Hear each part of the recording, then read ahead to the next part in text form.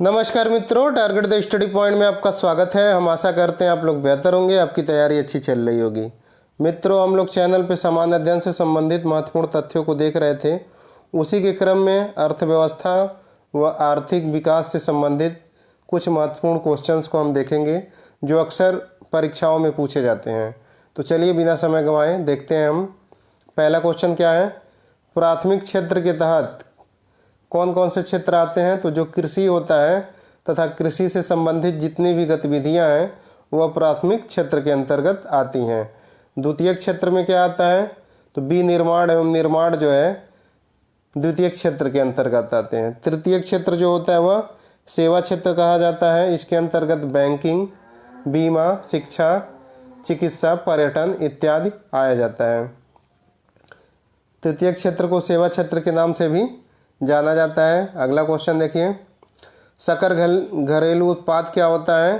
तो एक वर्ष में किसी अर्थव्यवस्था में उत्पादित सभी अंतिम वस्तुओं और सेवाओं का जो मूल्य होता है उसे सकल घरेलू उत्पाद कहते हैं। तो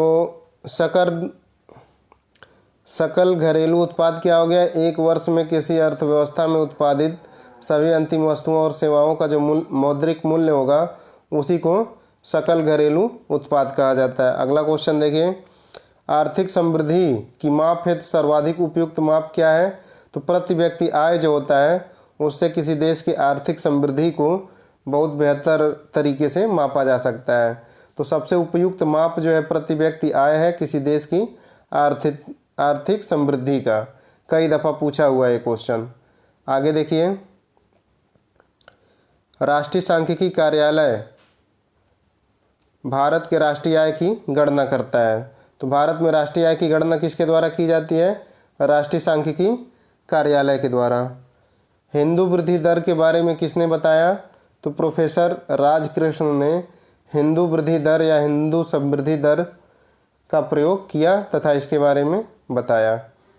अगला क्वेश्चन देखिए, भारत में किस तरह की बेरोजगारी पाई जाती है। बेरोजगारी, तो भारत में छिपी बेरोजगारी मुख्य रूप से कृषि क्षेत्र में पाई जाती है। तो भारतीय कृषि में कौन सी बेरोजगारी पाई जाती है, छिपी बेरोजगारी, जिसे प्रच्छन्न बेरोजगारी भी कहा जाता है। आगे देखिए, भारत में हरित क्रांति का जनक किसे कहा जाता है। तो भारत में जो हरित क्रांति के जनक हैं वो कौन है, MS स्वामीनाथन है। अब विश्व में कौन है, कमेंट करके बताइए आप लोग। कृष्णा क्रांति का संबंध किससे है। तो कृष्ण क्रांति जो है पेट्रोलियम उत्पाद से संबंधित है।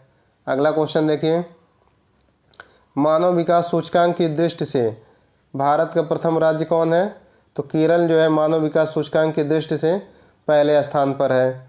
मानव निर्धनता सूचकांक वर्ष 1997 की मानव विकास रिपोर्ट में प्रस्तुत किया गया था।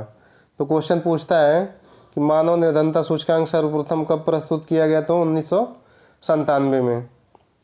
अगला क्वेश्चन देखिए, सेवा क्षेत्र भारत के घरेलू उत्पाद में सर्वाधिक अंशदान करता है। तो GDP में सबसे ज़्यादा किसका योगदान है, सेवा क्षेत्र का। जैसे जैसे अर्थव्यवस्था का विकास बढ़ता है वैसे वैसे GDP में तृतीयक या सेवा क्षेत्र का अंश बढ़ता जाता है।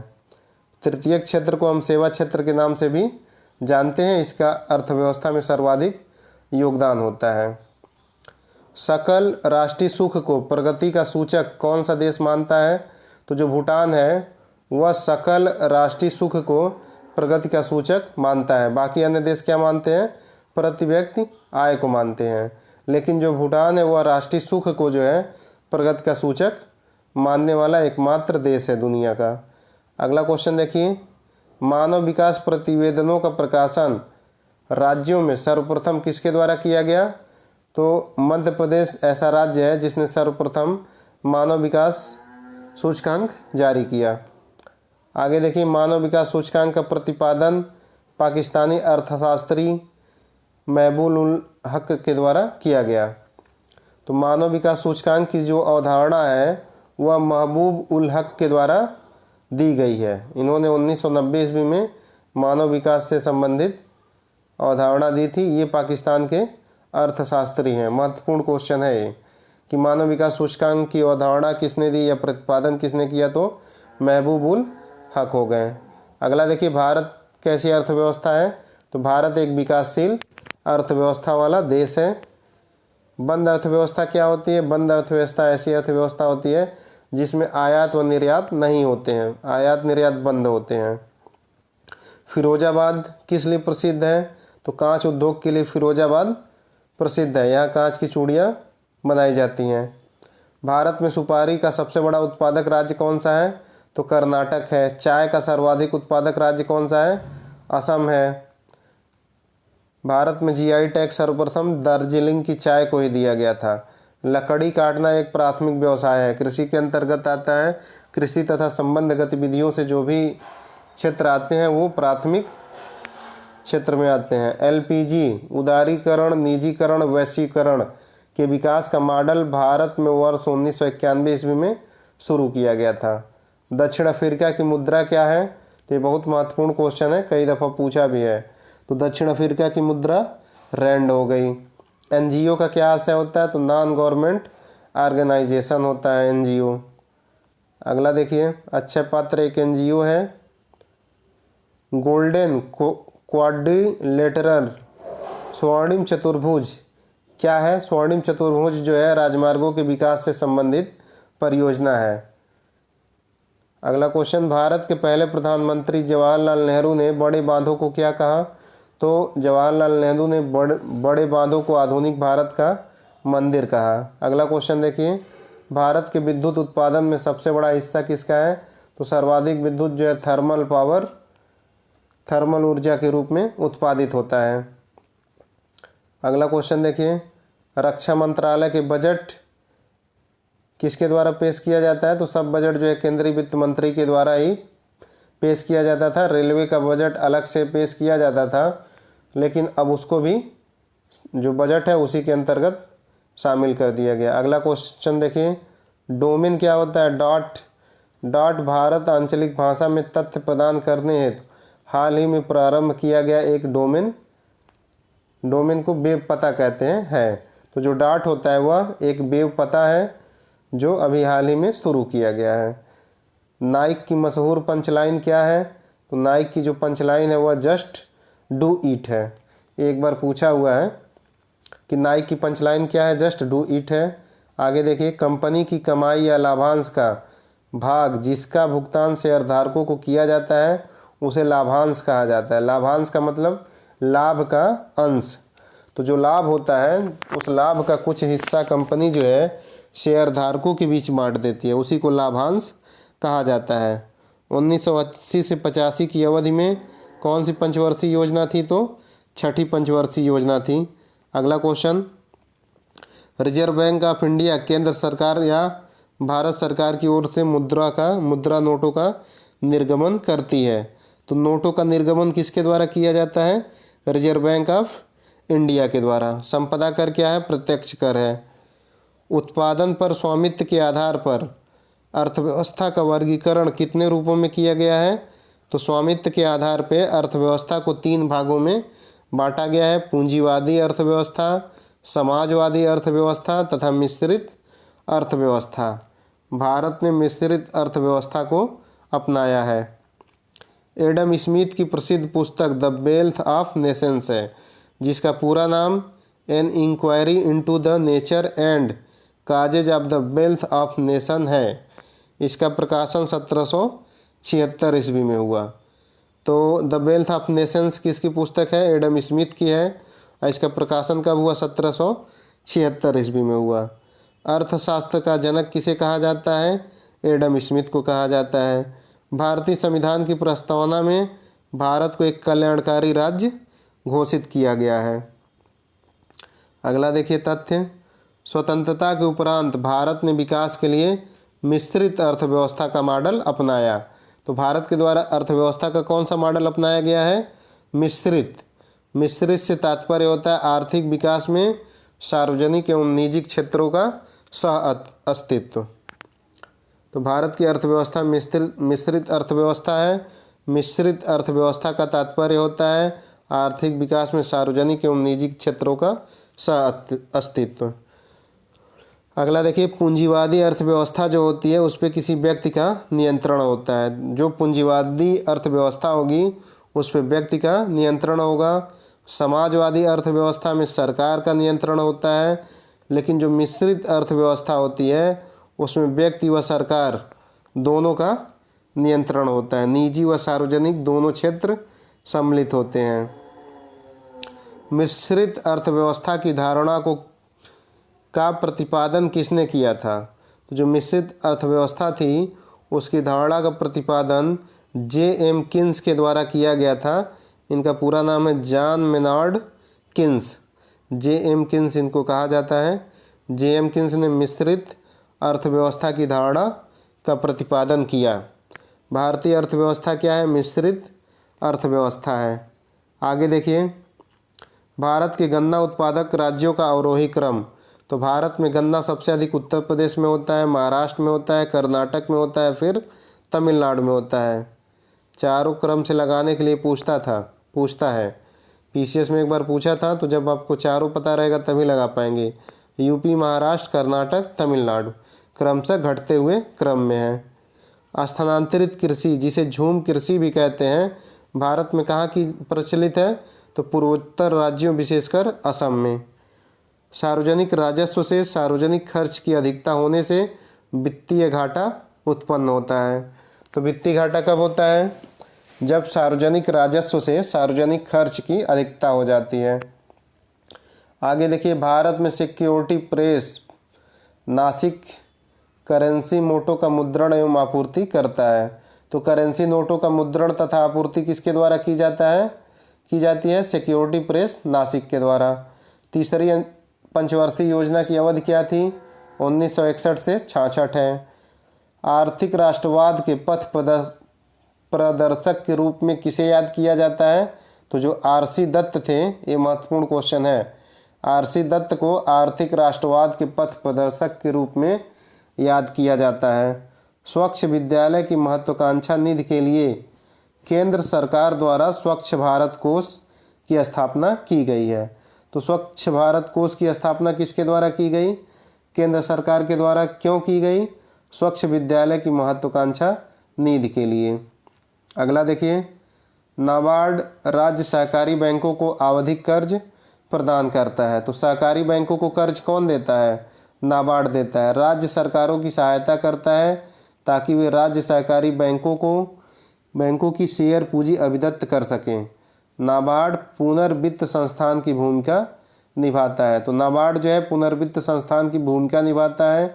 यह सहकारी बैंकों को आवधिक कर्ज देता है तथा राज्य सरकारों की सहायता करता है।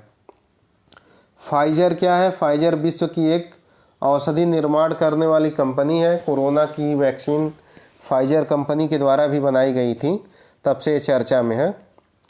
इस्पात उद्योग जो है पूंजीवर्धक उद्योग का सबसे अच्छा उदाहरण है।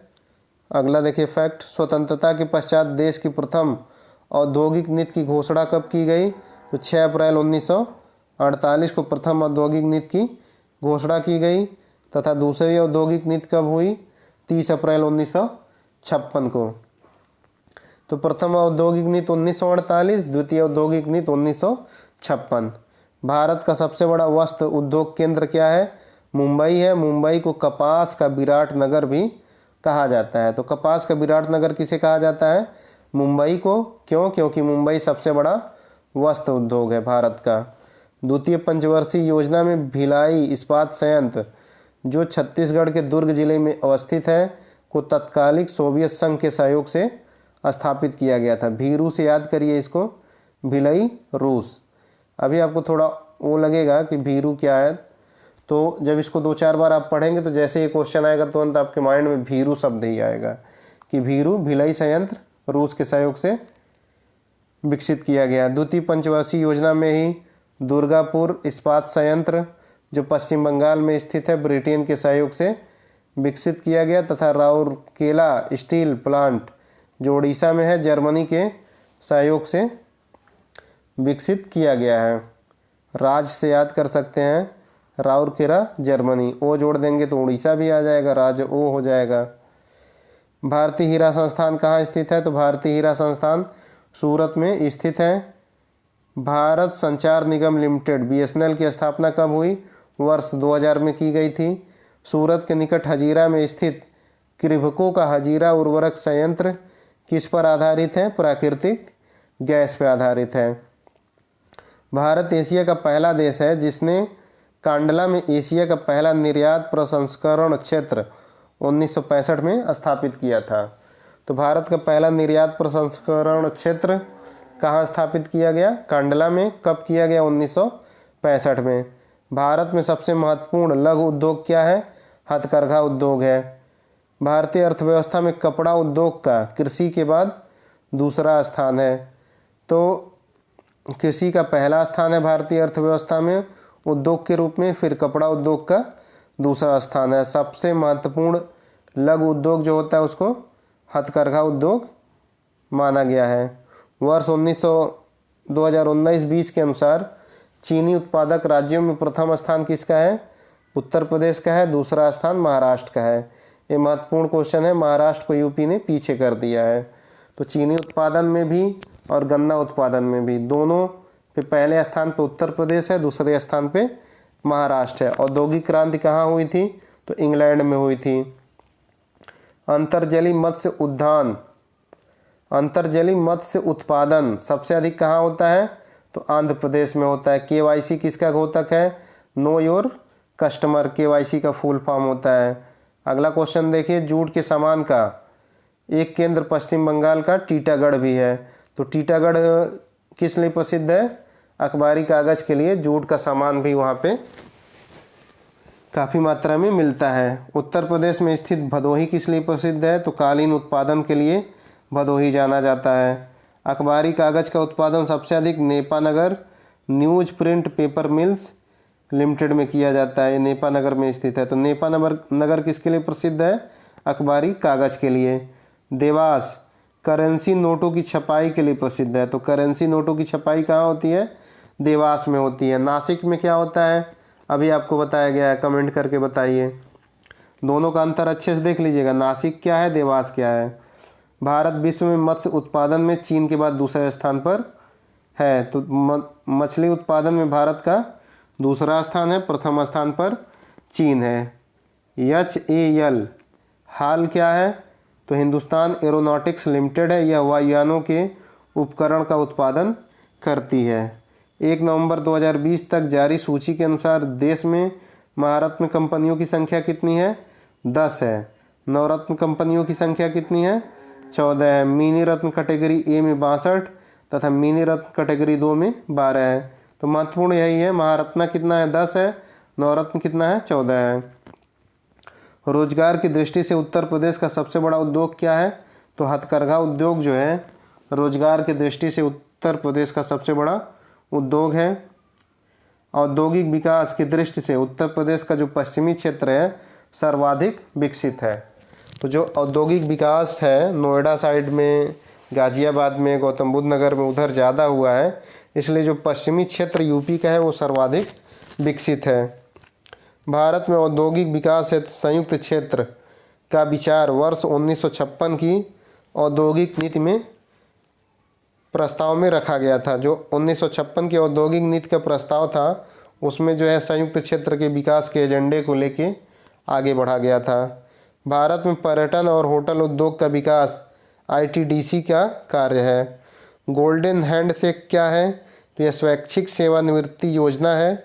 ये बहुत चर्चा में थी जब आई थी और कई दफ़ा एग्जाम में पूछा हुआ था। तो गोल्डन हैंडशेक का संबंध किससे है?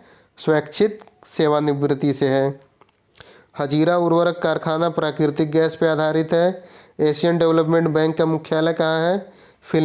फिलीपींस के मनीला में। इसकी स्थापना 1967 ईस्वी में की गई थी। आगे देखिए, 1 रुपये का नोट किसके द्वारा जारी किया जाता है?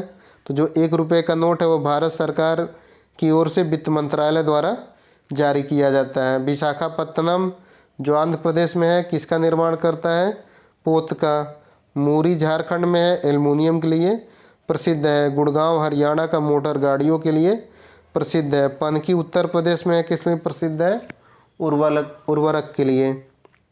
पनकी उत्तर प्रदेश उर्वरक उत्पादन का केंद्र है। आगे देखिए, सही सुमेलित करना है। कोयम्बटूर, तो कोयम्बटूर किसके लिए प्रसिद्ध है? सूती वस्त्र उद्योग के लिए। राउरकेला क्या है? लौह इस्पात के लिए। कपूरथला रेल डिब्बा बनाया जाता है। बरौनी तेल शोधन कारखाना है। मथुरा में भी तेल शोधन कारखाना है। आगे देखिए सिंगरौली, तो देखिए सिंगरौली मध्य प्रदेश में है, कोयला उत्पादन के लिए प्रसिद्ध है। एक सिंगरैनी होता है, वह आंध्र प्रदेश में स्थित है।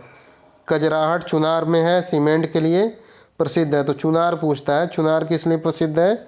सीमेंट उत्पादन के लिए। कोयली बड़ोदरा गुजरात में स्थित है, तेल शोधक कारखाना है। आनंद गुजरात में है, डेयरी है, दूध उत्पादन के लिए प्रसिद्ध है। आगे देखिए स्टेट बैंक ऑफ सौराष्ट्र का सबसे पहले भारतीय स्टेट बैंक में विलय हुआ था। भारत में हरित क्रांति का आरंभ कब हुआ? 1967-68 में। IRDP का अर्थ क्या होता है? Integrated rural development programme, IRDP। चतुर्थ पंचवर्षीय योजना की अवधि क्या है? 1969 से 74, 66 से 69 तक जो है योजनाओं का था, 3 वर्षों तक। IMF का मुख्य कार्यकलाप क्या है? सदस्य देशों की भुगतान शेष की समस्याओं का निराकरण करना। अप्रत्यक्ष कर, आयकर क्या है?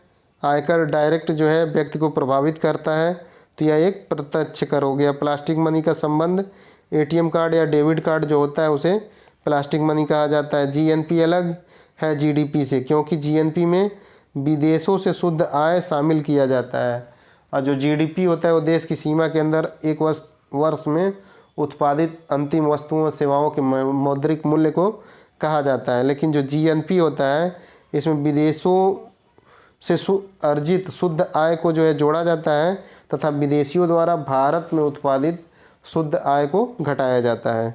जन्म दर को प्रति 100,000 पर व्यक्त किया जाता है। संघ सरकार के कर राजस्व में एक महत्वपूर्ण स्रोत क्या है? आयकर है। वित्तीय वर्ष 1 अप्रैल से प्रारंभ होकर 31 मार्च तक होता है। 18 से 60 वर्ष की आयु में स्थित नागरिकों को नई पेंशन योजना के अंतर्गत शामिल किया गया है। पीत क्रांति किससे संबंधित है? तो यहाँ पे है, तो तिलहन के उत्पादन से संबंधित है। म्यांमार की मुद्रा क्या है? म्यांमार की मुद्रा क्यात है। उत्तर रेलवे का मुख्यालय कहाँ? नई दिल्ली में है, जबकि उत्तर मध्य रेलवे का मुख्यालय प्रयागराज में है। अगला क्वेश्चन देखिए, भारतीय अर्थव्यवस्था का मुख्य आधार क्या है? तो भारतीय अर्थव्यवस्था का मुख्य आधार कृषि है। OECD का क्या आशय है? Organisation for economic cooperation and development होता है। जापान की मौद्रिक इकाई क्या है? तो जापान की येन है, चीन की युआन है, दक्षिण अफ्रीका की क्या है? रैंड है। 1968 में प्रतिभूति कागज मुद्रणालय की स्थापना कहाँ की गई? तो होशंगाबाद में की गई थी। लकड़ी की लुगदी का एक बड़ा निर्यातक राष्ट्र कौन सा है? कनाडा है। आगे देखिए क्वेश्चन, भारत में चाय बोर्ड का मुख्यालय कहाँ है? कोलकाता में है। इसकी स्थापना 1839 में की गई थी। महत्वपूर्ण क्वेश्चन है, पूछा हुआ है। भारत में चाय बोर्ड का मुख्यालय कहाँ है? कोलकाता में है। इसकी स्थापना कब हुई? 1839 ईस्वी में। आगे देखिए क्वेश्चन, भारतीय सांख्यिकी संस्थान कहाँ स्थित है? तो भारतीय सांख्यिकी संस्थान कोलकाता में स्थित है। अंतर्राष्ट्रीय मुद्रा कोष की प्रबंध निदेशक कौन है? क्रिस्टीना जॉर्जीवा हैं। मानव विकास सूचकांक किन आधार पर जारी किया जाता है? स्वास्थ्य अर्थात जन्म के समय जीवन प्रत्याशा, शिक्षा तथा प्रति व्यक्ति आय। तो स्वास्थ्य हो गया, शिक्षा हो गया, प्रति व्यक्ति आय हो गया। स्वास्थ्य के अंतर्गत ही ये जीवन प्रत्याशा भी आ जाती है। आगे देखिए, सरकारी बंध पत्रों की बिक्री प्राप्तियां पूंजीगत प्राप्तियां के बजट के शीर्ष के अंतर्गत आती है। WTO का मुख्यालय कहाँ स्थित है?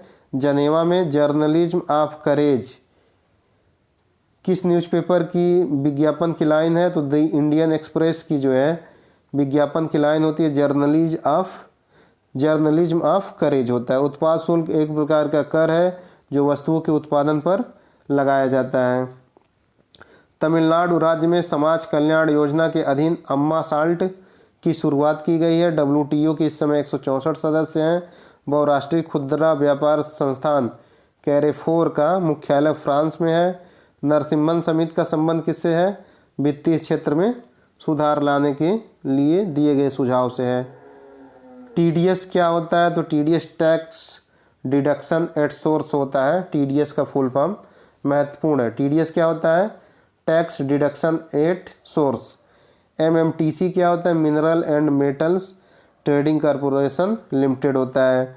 इंफोसिस, टीसीएस, कॉग्निजेट कंपनियां आईटी क्षेत्र से संबंधित हैं। भारत में स्थित निजी क्षेत्र का बैंक क्या है? एक्सिस बैंक है। इजराइल की मुद्रा क्या होती है? शेकेल है। इजराइल की मुद्रा क्या है? शेकेल है। आयकर, निगम कर, उत्पाद शुल्क एवं सीमा शुल्क सभी राजस्व प्राप्ति के अंतर्गत आते हैं। ई कॉमर्स क्या है? इंटरनेट के जरिए उत्पाद और सेवाओं की खरीद और बिक्री करना ई कॉमर्स कहलाता है। बैंकिंग वित्त क्षेत्र में प्रयुक्त ईएमआई का क्या फुल फॉर्म है? तो इक्वेटेड मंथली इंस्टॉलमेंट है। ईएमआई इक्वेटेड मंथली इंस्टॉलमेंट्स है। भारतीय रिजर्व बैंक का प्रधान कार्यालय कहाँ स्थित है? तो आरबीआई का जो हेडक्वार्टर है वो कहाँ है? मुंबई में है। अगला देखिए, प्लास्टिक मनी। प्लास्टिक मनी तो आपका डेबिट क्रेडिट कार्ड होता है। मनी प्लांट कर्नाटक बैंक का एटीएम नेटवर्क है। भारत में बैंकिंग सेक्टर आरबीआई के द्वारा नियंत्रित किया जाता है तथा सेबी के द्वारा क्या नियंत्रित किया जाता है? कमेंट करके बताइए। आईएसआई तथा एगमार्क वस्तुओं की गुणवत्ता के प्रतीक हैं। एगमार्क की स्थापना 1937 से एगमार्क दिया जा रहा है और भारतीय एगमार्क प्रयोगशाला कहाँ स्थित है? नागपुर में स्थित है। सब मुद्रास्फीति में सबसे अधिक फायदा किसको होता है? ऋणी को होता है। ये महत्वपूर्ण है। मुद्रास्फीति में सबसे अधिक फायदा किसे होता है? ऋणी को होता है। और घाटा किसको होता है? जो देता है पैसा। इको मार्क क्या है? पर्यावरण से संबंधित है। वर्ल्ड बैंक दीर्घकालिक तथा अल्पकालिक दोनों प्रकार का ऋण देता है। मित्रों, वीडियो बड़ी हो जा रही है। वीडियो बड़ी हो जाती है, आप लोग देखते नहीं हैं, इसलिए इस वीडियो को यहीं पे रोका जा रहा है। आगे का पार्ट पुनः लाया जाएगा। हम आशा करते हैं हम लोगों को ये जो है वीडियो अच्छी लगी होगी। अगर अच्छी लगती है तो इसको अधिक से अधिक शेयर करिए तथा चैनल पर सब्सक्राइबर बढ़ाने की मुहिम को तेज करिए। धन्यवाद दोस्तों।